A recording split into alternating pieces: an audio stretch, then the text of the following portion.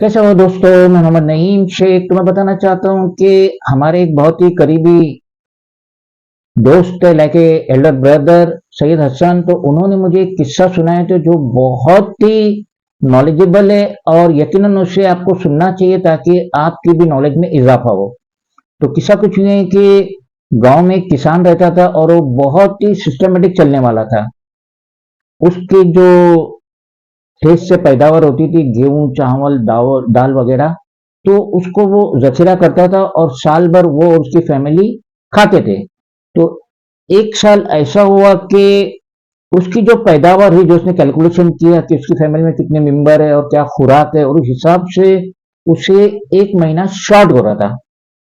यानी वो अनाज जो पैदा हुआ था, दाल तेल वगैरह जो भी थे, तो वो 12 महीने की जगह 11 महीने के थे। तो अब वो बहुत ज्यादा फिक्रमंद हुआ कि चलो अगर मैं अभी से ये खाना खुराक इस्तेमाल करता हूँ तो लास्ट के एक महीने हमें भूखा रहना पड़ेगा, पूरी फैमिली को भूखा रहना पड़ेगा। तो बहुत सोच विचार के उसने बोला क्यों ना मैं बिगिनिंग के एक महीने में ही स्ट्रगल कर लेता हूँ ताकि बाकी के 11 महीने आराम से खा सकूं।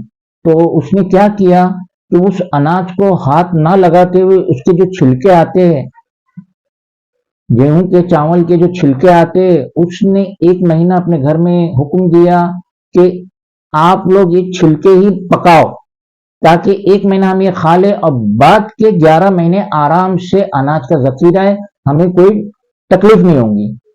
उसके कहने के हिसाब से उसके जो फीमेल्स फैमिली मेंबर्स थे उन्होंने उसे वो जो छिलके वगैरह को पकाए और वो फैमिली ने वो जो छिलके वगैरह थे उसे खाए। उसका नतीजा क्या हुआ कि 2-5 दिन में ही जिसे खाने की चीज नहीं, वो खाने की वजह से पूरी फैमिली ही मर गई और 11 महीने का जखीरा उसी तरीके से पड़ा रह गया। तो ये इंफॉर्मेशन देने की मुझे जरूरत इसलिए पड़ी कि आज देश में बेरोजगारी है, भुखमरी है, लोग जॉब के लिए परेशान है, कारोबार ठप है, नफसा नफसी का आलम है, वहां किसान धरना दिए हुए, यहाँ रेलवे से छटनी हो रही है, रेलवे को प्राइवेटाइजेशन किया जा रहा है, ना जाने क्या क्या चीजों को प्राइवेटाइजेशन किया जा रहा है, एयरपोर्ट को किया जा रहा है। किसमें? एनडीए की बीजेपी की जो हुकूमत है जिसके सरबरा नरेंद्र मोदी है। तो इन्होंने 2014 से आके आज 10 साल हो रहे हैं। तो इसमें उन्होंने जो जो वादे किए थे कि हम एफडीआई के खिलाफ है, एफडीआई की लिमिट 50 से नहीं बढ़ना चाहिए, तो आज उन्होंने 75 कर दी, फॉरेन डायरेक्ट इन्वेस्टमेंट। उसके बाद इन्होंने जो जीएसटी की मुखालिफत की थी, जीएसटी इंप्लीमेंट नहीं होना चाहिए, इन्होंने इंप्लीमेंट कर दी और उसके तो रेशो भी बहुत ज्यादा बढ़ा दी है, 18%, कहीं कहीं 18% भी है। तो उसके बाद उन्होंने जो जो वादे किए थे सब उथल पुथल हो गए। मनरेगा की मजाक उड़ाते थे पीएम नरेंद्र मोदी संसद में, उसके बाद मनरेगा की ही तारीफ कर रहे हैं।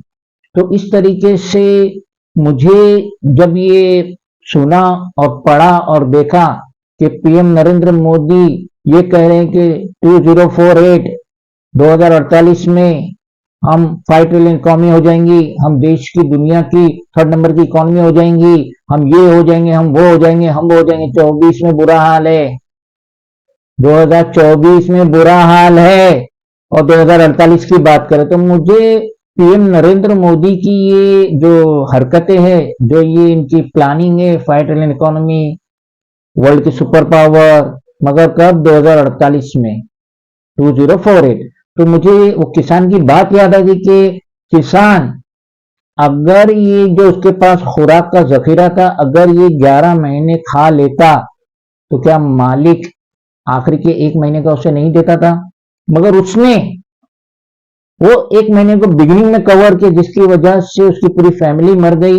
तो मुझे ये मेरा ओपिनियन है कि वो जो मैंने सैयद हसन से जो मैंने वो सुना था, वो किस्सा, भले ही हकीकत है या अफसाना मुझे नहीं पता, लेकिन जो मैंने सुना था तो उसका मैं कंपैरिजन कर रहा हूँ पीएम नरेंद्र मोदी के साथ कि पीएम नरेंद्र मोदी वही गलती दोहरा रहे जो वो किसान ने दोहराया था अपनी फैमिली के साथ कि 4 एक अनाज खाने की जगह उसका छिलका खा लिया और पूरी फैमिली मर गई। और इसी तरीके से आज बुरा हाल है देश में। मुंबई सिटी में कारोबार बराबर नहीं चल रहा। रमजान का महीना है, जो शॉपिंग होना चाहिए, जो जलवे दिखना चाहिए, कुछ नजर नहीं आ रहा है। मैं खुद आज जो ये 13-14 रोजा है, लेकिन आज तक मैंने, मेरी फैमिली ने अभी तक कोई शॉपिंग नहीं की। तो इसका मतलब ये कि कारोबार बराबर नहीं चल रहा है। मुंबई सिटी में नहीं चल रहा, गांव खेड़ी की क्या हालत होगी। मगर पीएम नरेंद्र मोदी क्या कह रहे हैं, उन्हें 2024 में पूरा कॉन्फिडेंस नहीं है कि वो जो अब की बार 400 लाएंगे, 543 में से 400 सीट लाएंगे, 300 सीट लाएंगे।